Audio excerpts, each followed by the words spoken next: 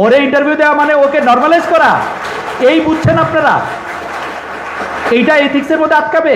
পৃথিবীর কোন সাংবাদিক, আমি গ্যারান্টি দিলাম, পৃথিবীর কোন সাংবাদিক এখন শেখ হাসিনার ইন্টারভিউ নিতে চাবেন? আপনি আমার বলেন তো। আমি গতকাল বলছি যে যদি মানে জার্নালিজমের এথিক্সের জায়গায় জার্নালিজম সবসময় যে জিনিসটারে সবচেয়ে মাথায় রাখে সেটা হচ্ছে পাবলিক ইন্টারেস্ট। এখন পাবলিক ইন্টারেস্ট কি জানিয়া জনগণের আগ্রহ আসে। এখন জনগণের আগ্রহের ক্ষেত্রে এইটার আরেকটা স্কুল আরেকটা কথা বলতেছে যে সাবেক প্রধানমন্ত্রী উনি যেহেতু নারী হত্যা, শিশু হত্যা, নারী হত্যা, মানুষ হত্যা এগুলি অনেক কিছুর সাথে জড়িত ছিলেন, এইটা কি তাকে নর্মালাইজেশন করবে কিনা? আমি আপনাদের বলি 5 লক্ষ ইন্টারভিউ শেখ হাসিনার ইয়াকে নর্মালাইজ করতে পারবে না। বান্ডেল থাকলে প্রতি সেনমানিতে টাকা বাঁচবে। বিকাশ সেনমানি বান্ডেল কিনে জিতুন প্রতি লেনদেনে। আপনার এটা মনে হয় না উনি ইন্ডিয়ায় আছে, ইন্ডিয়ার মধ্যে থেকে যে 1400 মিডিয়া আছে যারা ওর হয়ে প্রচার প্রচারণা করে, ওইখানে গিয়ে দেয় না কেন একটা ইন্টারভিউ? ওর ইন্টারভিউ দেওয়ার মুখ আছে?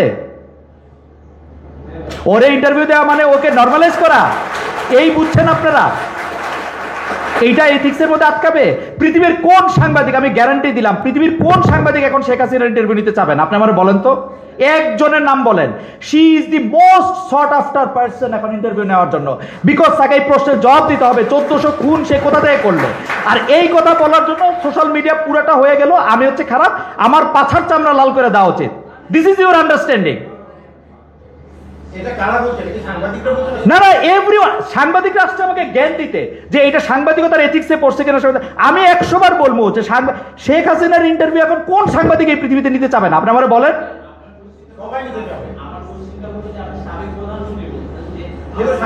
তাই সে সাবেক প্রধানমন্ত্রী না। আমি বিগত সময় কি বলছি এটার লোকে মিলায় আপনি কবেন এই সরকার আমার না, মানে হ্যাঁ ইউনূস সরকার আমি চুজ করি না তো। আরে বাবা, প্রধানমন্ত্রী অভ্যুত্থানের মধ্যে আমি এই সরকার না কইছি কারণ হচ্ছে ও গণতন্ত্রের মাধ্যমে আসে না, আমার ভোটের মাধ্যমে আসে নাই, দ্যাটস ওয়াই এই সরকার আমার না। তাই বলে কি আমি সরকারের স্বীকার করি না? আপনার আর্গুমেন্ট আমি বুঝতেছি না, মাইক লয়ে কোন। আমি বলছি সিরিয়াতে আমাদের সিরিয়া বলেন না, আপনি বাংলাদেশ বলেন। নেপালে কয়েকটা রাষ্ট্রে তো ভাই আগে কথা শুনেন।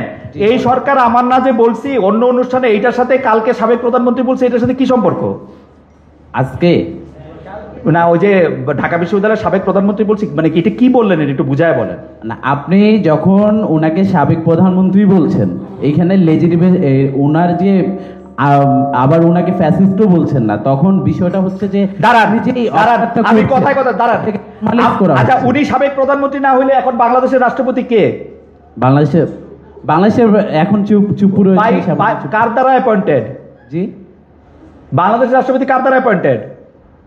ওনার দ্বারা অ্যাপয়েন্টেড। সাবেক প্রধানমন্ত্রী উনি না হইলে এটা কেমনে করছেন? ওইটা উনি, আমি সাবেক প্রধানমন্ত্রী ওনার বলবো না, কি বলবো না? এগুলো তো স্বাভাবিকভাবে আসছে, এগুলো তো স্বাভাবিক একটা প্রসিডিউর। বিগত 17 বছর আপনি কি চাইছেন? আপনি কি চাইছেন? আপনি কি চাইছেন? আমার কি বলা উচিত ছিল? যে খুনি সে তাকে আপনাকে খুনি, আমি যে খুনি এইটার বিচার করার দ্বার কোর্টের। আশ্চর্য, আমি কেন একটা লোকের খুনি বলবো? আমি বুঝলাম না। এখন তো বললাম, এবং আমি ওই যে 2 ঘন্টার আলোচনায় আমি অনেকবার এই প্রসঙ্গগুলি আসছে। আপনি একই সাথে অবৈধ ইলেকশনের কথা বলছেন, একই সাথে 1500 শহীদের কথা বলছেন, একই সাথে আপনি তাকে খুনি বলতে আপনি চাচ্ছেন না তৎকালীন সরকারকে। না, তৎকালীন সরকার আমি একবার রেফারেন্সে বলছি যে আমি সাবেক প্রধানমন্ত্রীকে ইন্টারভিউ করতে চাই, তাহলে আমাকে পুরা লাইন কইতে হইতো, তাই তো? আমি যদি না কই তাহলে কি হয়েছে এটা আমারে বলেন? আমারে আপনার খুনি মনে হয়েছে? শেখ হাসিনা দোষর মনে হয়েছে?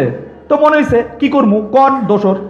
আমার মনে হয় এই কথাগুলো যখন আমরা বলি, আনিস আলমগীর বিশিষ্ট সাংবাদিক, গণমাধ্যম আরেকজনের প্রসঙ্গ বললেন না ভাই, আরেকজনের প্রসঙ্গ বললেন না, টু দা পয়েন্ট বলেন না। মানে এটাতে কি সমস্যাটা কি হয়েছে? নরমালাইজ করা হচ্ছে, এগুলিকে নরমালাইজ করে কি হবে? শেখ হাসিনা আইসা বসে উঠবে? আমি তো আপনাদের বললাম 50,000 ইন্টারভিউ দিলে এটা নরমালাইজ হবে না। আরে ভাই, শেখ হাসিনা যখন ক্ষমতায় ছিল মাইকটা দেন না আপনি, এত কনফিডেন্স কেন ভাই? আপনি আমার কথা শুনেন, এদিকে শুনেন কথা শুনেন।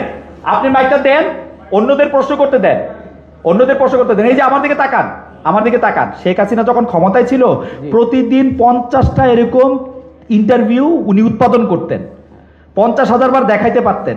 দেখাইয়া কোনো নরমালাইজেশন হয়েছে কিছু? আপনি মাইকটা দেন, অন্যকে প্রশ্ন করার সুযোগ দেন। থ্যাংক ইউ আপনাকে প্রশ্ন করার জন্য।